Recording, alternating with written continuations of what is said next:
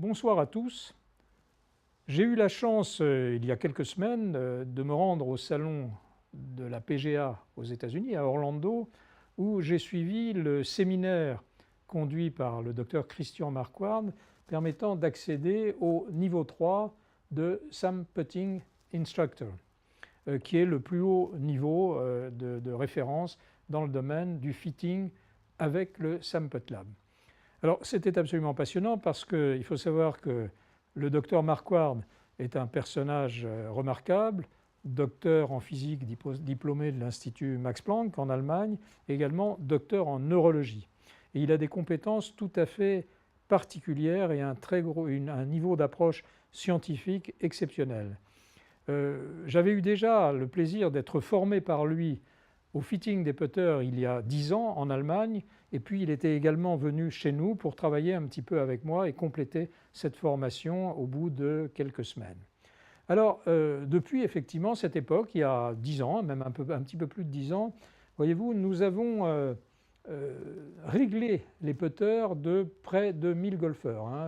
Il y en a en tout cas sensiblement plus de 900, vous voyez ici ça défile. Il y en a un très très grand nombre et toujours avec un succès qui ne se dément pas. Vous avez ici ce golfeur qui était venu nous voir. Il va faire 5 putts, ce n'est pas la peine d'en faire plus, à une distance de 2 mètres. L'appareil va établir un bilan de son putting. Ce bilan est tout à fait remarquable parce que le travail qu'a fait Christian Marquardt a été de sélectionner les critères d'excellence à partir des innombrables statistiques qu'il a fait sur les joueurs du tour et de déterminer où on pouvait exactement améliorer les choses. Mais il y a une conclusion très importante et je vous la montrerai en cours de route, c'est que dans le bon putting, le putter lui-même compte pour relativement peu. Nous estimons entre guillemets le poids du putter pour environ 1/6 de ce qu'il faut parcourir pour arriver à l'excellence dans le domaine du putting. Après, vous avez le réglage du putter à la morphologie du golfeur, de telle sorte que dès qu'il se met à l'adresse, eh bien, il est dans la bonne position avec un putter qui reviendra à l'horizontale au sol, avec un regard qui sera au-dessus de la balle ou très très légèrement décalé en dessous de la balle parce que statistiquement, c'est ce qui donne les meilleurs résultats. Alors ça, c'est très important. C'est comme un chasseur avec le fusil à sa couche. Il faut que directement, il arrive dans la bonne position avec son fusil et là, avec son putter. Donc, voyez-vous, ce golfeur, après avoir fait 5 putts, eh bien, l'appareil établit un bilan de sa compétence en quelque sorte au putting. Et donc ça va noter la face à l'adresse, la face à l'impact, le chemin du club, la face par rapport au chemin du club, la rotation du putter dans la zone d'impact, le point d'impact sur la face du club, le temps au backswing et le temps à l'impact. Et partout, il y aura une notation qui va de 0 à 100%. Quand on est dans la zone verte ici, on a un scoring qui est supérieur à 75%. Et c'est par construction la zone dans laquelle se trouve le tiers des golfeurs du tour qui putt le mieux.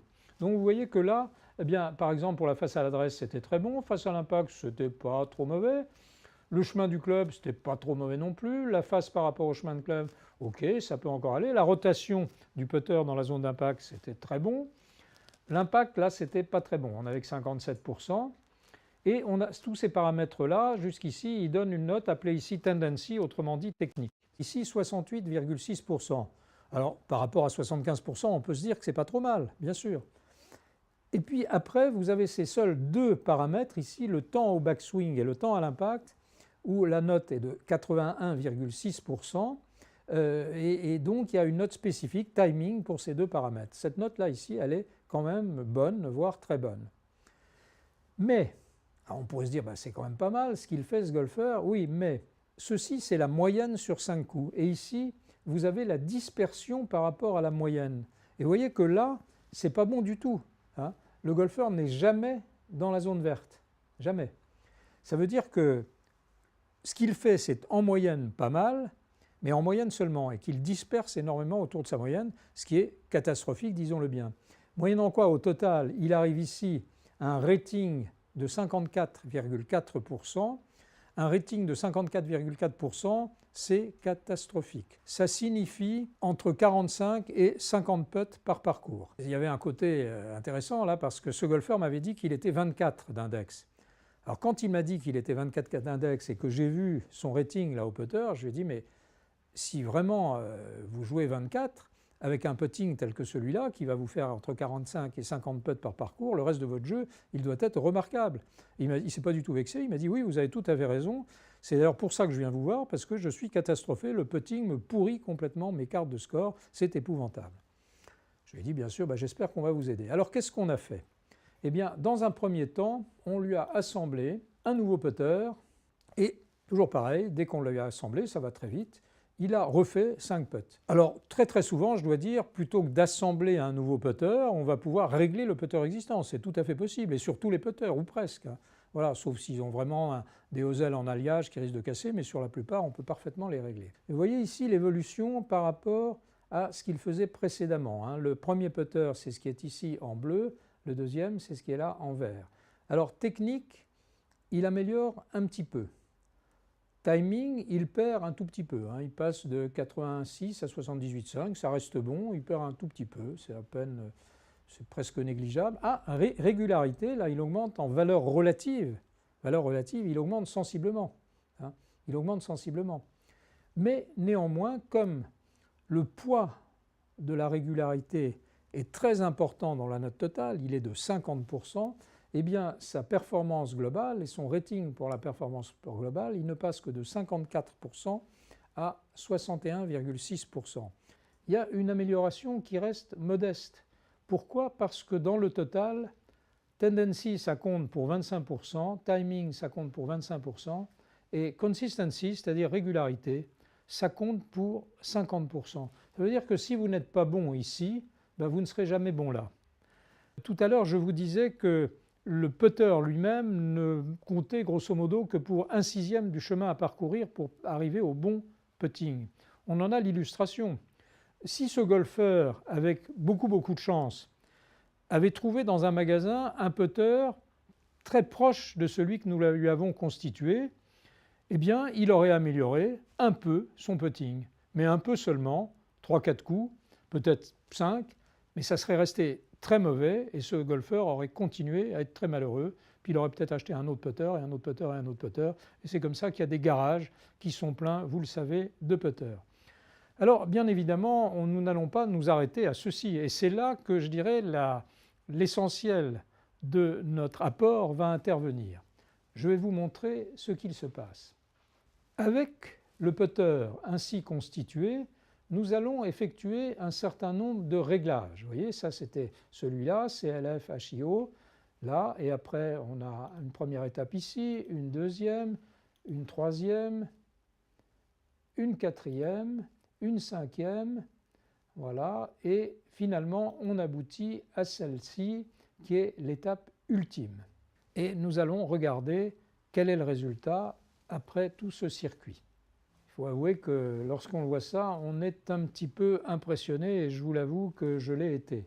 Même si nous avons souvent des résultats absolument excellents, mais malgré tout souvent en partant de moins loin.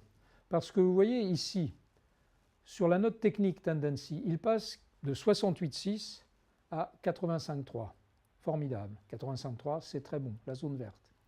Timing, il était quand même bon, il était à 86. Il améliore encore, il passe à 85,4. Régularité, il était catastrophique à 33,6, là ici tout en bas, il passe à 82,1. Progression absolument phénoménale. Moyennant quoi la performance totale passe de 54,4 à 83,7. Concrètement, pour vous situer les choses, 54,4, un score à ce niveau-là, je dirais que c'est dans les 5% les plus mauvais de notre base de données. 83,7, c'est dans les, je dirais, 7% les meilleurs.